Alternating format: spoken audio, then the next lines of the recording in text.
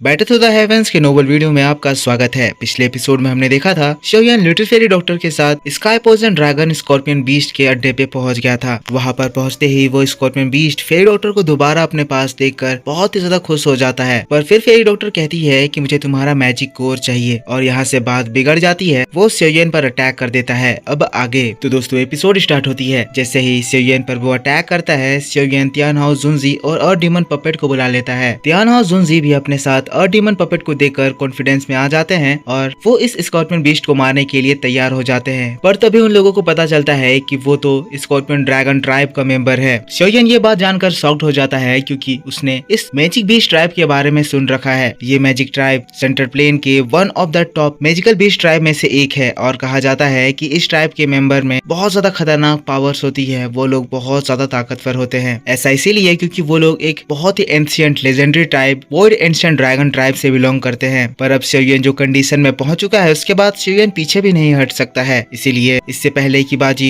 उनके हाथों से निकल जाए, वो तियानहाओ जुनजी से कहता है, सीनियर प्लीज इसके ऊपर अटैक करें। अब शोयन की बात को सुनकर तियानहाओ जुनजी रेडी हो जाते हैं तो उसको देखकर ये स्कॉर्पियन बीस्ट हंसने लगता है। कहता है, चलो ये भी ठीक है, मैं देख सकता हूँ कि तुम लोग सब अपनी मौत को ढूंढते हुए मेरे पास आए हो, तो मैं यहाँ का किंग तुम कीड़ों मकोड़ों को आज मौत का तोहफा जरूर दूंगा। अब जैसे ही तियानहाओ जुनजी इसकी ये बात को सुनते हैं वो थोड़े से हिल जाते हैं, जिसके बाद खुद में हंसते हुए कहते हैं, अच्छा कीड़े मकोड़े, ओहो बच्चे, सच में तुम्हें बहुत ज्यादा घमंड है। पर काश तुम मुझे मेरी रियल बॉडी के साथ देखते। अगर अभी मेरे पास मेरी रियल बॉडी होती तो मैं तुम्हें थूक के पिघला देता। चलो अब तो तुमने मेरा माथा फेर ही दिया है, तो आज मैं तुम्हें मार कर तुम्हारी बॉडी से ब्लड एसेंस जरूर निकालूंगा। तियानहाओ जुनजी दिल में ले लिए है और फिर अब स्कॉर्पियन बीस्ट के ऊपर अटैक करने लगते हैं। पर दोस्तों दूसरी ओर से इस स्कॉर्पियन बीस्ट की सेना भी आ चुकी है। इस स्कॉर्पियन बीस्ट की आर्मी को दो बीस्ट लीड कर रहे हैं। मैं आपको बता दूं ये दोनों ही दाओजोंग के 4 स्टार लेवल के बीस्ट हैं। अब शोयन इन लोगों को देखता है तो वो भी बड़ा इम्प्रेस होता है। कहता है, तो ये बात है। तभी ये स्कॉर्पियन बीस्ट इस पूरे फॉरेन गॉड स्ट्रीम का गॉड कहलाता है। अब फेरी डॉक्टर जब वो दो दाओजोंग्स को देखती है, शोयन से कहती है, शोयन तुम इस आर्मी को देख रहे हो ना, ये जो 2 लोग हैं उसको तुम मेरे हवाले छोड़ दो, बाकी के क्राउड को तुम ब्लॉक करो। ये बात सुनते ही शोयन थोड़ा सा हेजिटेट करते हुए कहता है, पर क्या ये सही रहेगा? जैसा कि शोयन देख रहा है कि ये लोग दाओजोंग के 4 स्टार लेवल पर हैं, तो वो थोड़ा सा फेरी डॉक्टर के लिए चिंता कर रहा है। फेरी डॉक्टर ये समझते हुए शोयन को एक्सप्लेन करती है कि देखो ये दोनों बस 4 स्टार दाओजोंग लेवल पर ही पहुंचे हैं और जैसा कि मेरी इंजरीज अब कम्प्लीटली हील हो चुकी है, तो अभी की मेरी स्ट्रेंथ से इन लोगों को हराना मेरे लिए ज्यादा डिफिकल्ट नहीं होगा।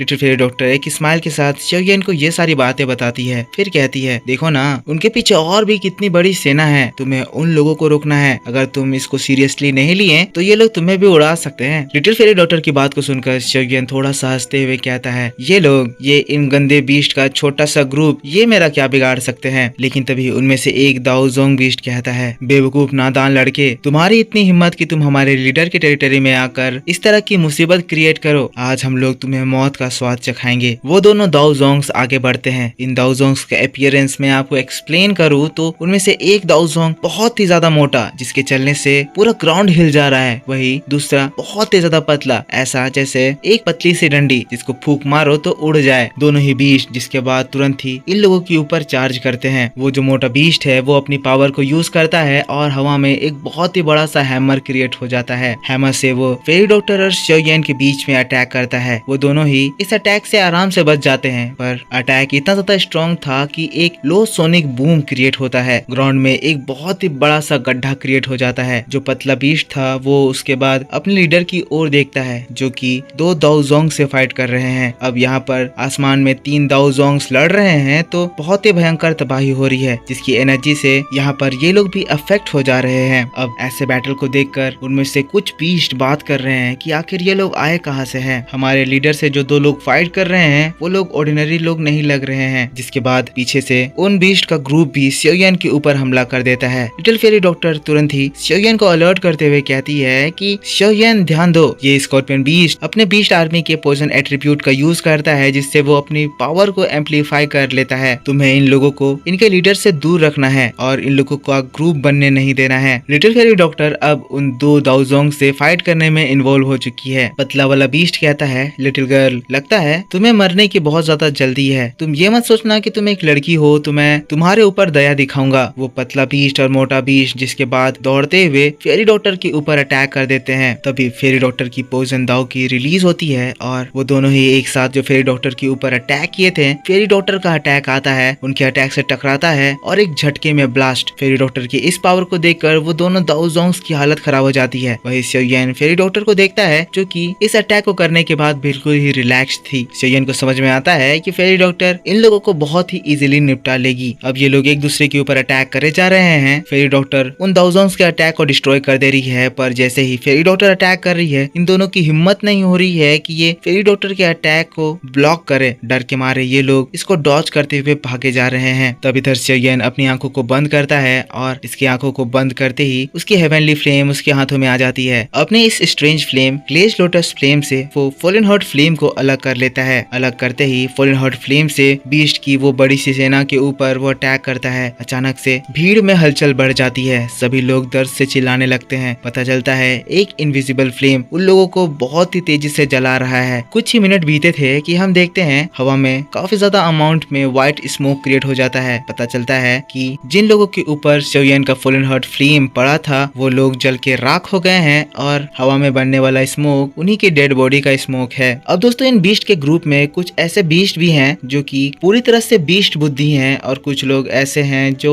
अपने अंदर दिमाग डेवलप कर पाए हैं। अब जिनका दिमाग है वो लोग तो पीछे हट जाते हैं, पर जिनकी बीस्ट बुद्धि है वो अपने एनिमल इंस्टिंक्ट पर सेओयन की ओर कूदने लगते हैं। अब जैसे ही वो सेओयन के 100 मीटर रेंज पे पहुंचते हैं, फिर से फॉलन हार्ट फ्लेम एक्ट करता है और अगले ही सेकेंड उन लोगों की पूरी बॉडी जल के राख हो जाती है। ग्राउंड में हम लोग इन लोगों के लाशों का बहुत ही बड़ा सा ढेर बनता हुआ देखते हैं। अब यहाँ पर इन लोगों के बीच में डर बनाने के लिए इतना काफी था, जिसके बाद सेओयन अपने फॉलन हार्ट फ्लेम को फिर से अपने हेवनली लोटस फ्लेम में मिला लेता है। पर इसके बाद हम लोगों को तियान हाउ जुनजी के साइड में दिखाया जाता है। अब दोस्तों तियान हाउ जुनजी और अ डीमन पपेट से फाइट करते हुए इस स्कॉर्पियन बीस्ट की भी हालत खराब हो रही है, तो वो अपने सीक्रेट टेक्निक को इस्तेमाल करने का डिसाइड करता है। पर इससे पहले कि वो अपने बीस्ट के बनाए हुए पॉइजन क्लाउड से पॉइजन ले पाता, सेओयन अपने हेवनली फ्लेम का इस्तेमाल करता है। हवा में एनर्जी जाती है और एक बहुत ही बड़ा सा वुल्फ क्रिएट हो जाता है। वुल्फ का साइज और पावर इतना ज्यादा स्ट्रॉन्ग था कि नीचे में ये जो बीस्ट हैं वो तो इसको डर कर ही घबरा जाते हैं। वुल्फ बीस्ट की गर्मी से वो पॉइजन क्लाउड तुरंत ही बिखर जाता है। पर ये देखकर वो स्कॉर्पियन बीस्ट गुस्सा ही रहा था, तभी तियान हाउ जुनजी का एक जोरदार पंच आता है। पंच इतना ज्यादा स्ट्रॉन्ग था कि स्कॉर्पियन बीस्ट के मुंह से जोरदार खून की उल्टी होती है, पर ये अपने इस खून का भी यूटिलाइज कर लेता है। मतलब कि खून से तुरंत ही कुछ एरोज बन जाते हैं जो कि अ डीमन पपेट की ओर स्ट्राइक करते हैं। अ डीमन पपेट जो कि स्कॉर्पियन बीस्ट की ओर बढ़ रहा था, बिना कोई डर के उन अटैक से टकराता है और उसको आराम से झेल लेता है। फिर स्कॉर्पियन बीस्ट के ऊपर एक जोरदार पंच। अब दोनों तरफ से मार खाने के बाद ये स्कॉर्पियन बीस्ट बौखला जाता है, चिल्लाते हुए कहता है, बास्टर्ड्स, आज ये किंग तुम लोगों को यहाँ से जाने नहीं देगा। जिसके बाद वो अपने कुछ हैंड साइंस करता है और फिर अपना एक अटैक समन करता है, स्कॉर्पियन ड्रैगन स्वेलोइंग स्काई। पर जैसे ही सेओयन ये नाम सुनता है, सेओयन हंस पड़ता है, कहता है, स्काई स्वेलोइंग अटैक, तुम्हारे सपने में ऊपर में जो अटैक फॉर्म हो रहा था, सेओयन का वुल्फ उसको भी डिस्ट्रॉय कर देता है। और ये नजारा देखकर ये स्कॉर्पियन बीस्ट तो पगला जाता है। गुस्से में वो